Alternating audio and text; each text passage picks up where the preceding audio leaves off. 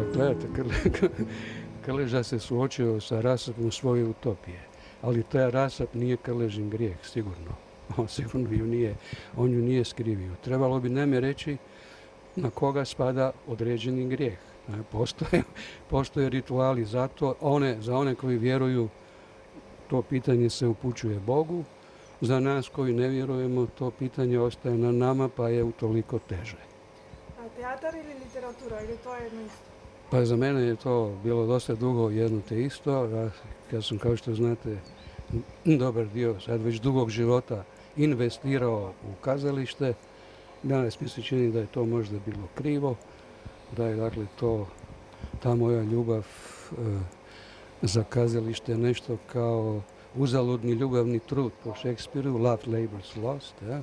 Na svaki način kazalište u kojem sam ja radio u raznim vidovima, ne, i kao organizator i ponajviše kao pisac ili kao urednik teatrološkog časopisa, to kazalište više danas ne postoji. Pa eto, to kažem onda i sa žalošću, naravno, i sa nostalgijom, ali i sa nekim osjećajem oslobođenja, da vam pravo velim.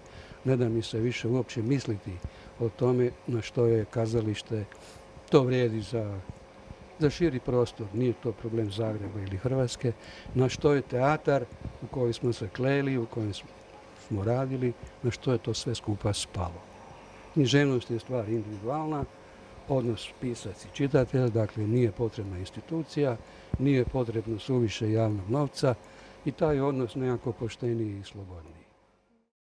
I za mene je crkva Svetoga Andraša. I sad ću vam reći zašto mi je drago da sam tu. A jako malo ljudi zna o vezi koju ću sada upisati. Dakle, kad sam dobio poziv od Bookstar festivala, odnosno svog izdavača Katalog iz Skopja, zamolio sam da mi organiziraju posjet upravo ovom mjestu. I zamolio sam da provjere da li se u crkvicu Svetoga Andraša može ući, dakle, neovisno o nekom privatnom posjetu. To je dakle tako. U crkvu se može ući, ali se ne može snimati. Unutra su fantastične freske, negdje iz Trecenta, kao što je vrlo često u takvim bogomoljama. Ne? A ono što je sad za jednog gosta iz Hrvatske, kao što sam ja, posebno zanimljivo, je činjenica da je ova vrata iza mene i ovu crkvu posjetio 1912. godine. Nitko manji zaista, ja sam prema njemu malen, nego hrvatski, kasnije postavši klasik Miroslav Krleža. Dakle, Krleža u nekakvom metežu u Balkanskom ratu našao se manje više u svojstvu bjegunca ili dobrovoljca, dakle za tada jednu jugoslavensku ideju. I ja ne znam kako je prošao od Skopja do ovdje, dakle kojom vrst prevoza, to nije baš tako blizu, ali je o tome ostavio zapis. Dakle, u 3. knjizi Krležini zastava imate stranicu i po o ovoj crkvi i o freskama. Imate i o rijeci Treski, koja je tada bila Torrento ili Krleža, pazite, moderan izraz, Torrento, dakle, jer je brana sagrađena 1938. godine u Kraljevini.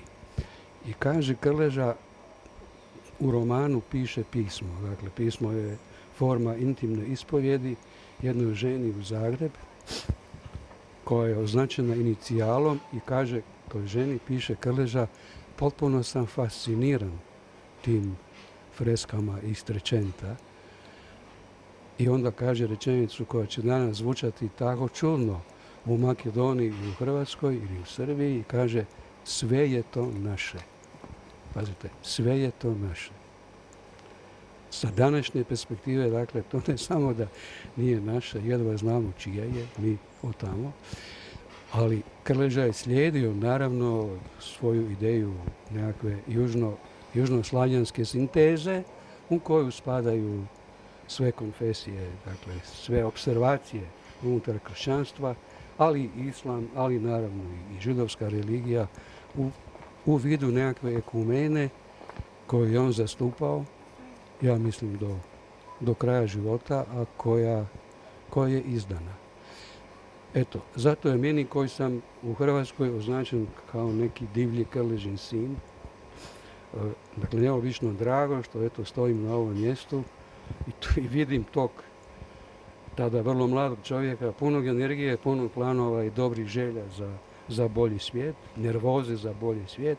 I eto ja sad na njegovom tragu vidio sam tu crkvu i hvala katalogu i festivalu Bog star.